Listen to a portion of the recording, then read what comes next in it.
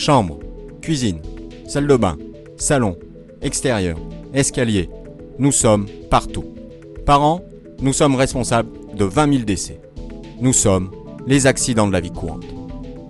Le risque noyade, en mer ou dans un plan d'eau. Entre 400 et 500 personnes se noient chaque année. C'est la deuxième cause de décès chez les moins de 15 ans. Et pourtant, 100% des noyades pourraient être évitées en respectant des consignes simples. En tout premier, ne fréquentez que des plages surveillées. Les nageurs sauveteurs y assurent votre sécurité par leur surveillance, leur prévention et si besoin, leur intervention. Toute baignade sur une plage non surveillée est à vos risques et périls. Une plage surveillée se situe dans une zone sans danger naturel comme des rochers, des vagues, des courants.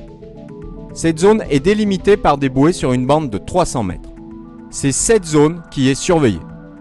Si d'autres bouées peuvent être présentes, l'ensemble est uniquement réservé à la baignade et interdite à la navigation. En dehors, d'autres usages ont lieu et pour votre sécurité, la baignade y est interdite. À votre arrivée à la plage, consultez le panneau au centre de secours. Il vous présentera le règlement, des informations utiles pour une baignade agréable, mais surtout pour votre sécurité.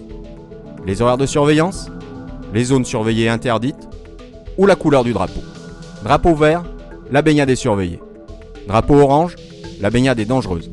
Drapeau rouge, la baignade est interdite. Au fil de la journée, la surveillance devient de plus en plus complexe.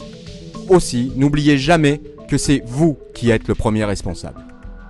Tout d'abord, il est essentiel de ne jamais laisser vos enfants seuls et de ne jamais les quitter des yeux. Moins de 10 secondes d'inattention suffisent pour qu'un accident se produise. Aussi, au bord de l'eau, téléphone, sieste, lecture, tout ce qui détourne votre attention est interdit. Si vous êtes plusieurs, décidez clairement qui est responsable de la surveillance. Et pour vous assister, équipez vos enfants de bouées et de brassards. Ils doivent être certifiés CE. Et bien entendu, pour tous, pas d'alcool.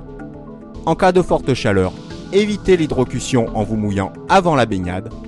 Et avant d'aller nager, ne présumez pas de vos forces. Si malgré tout un accident de la vie survient, prévenez le 112.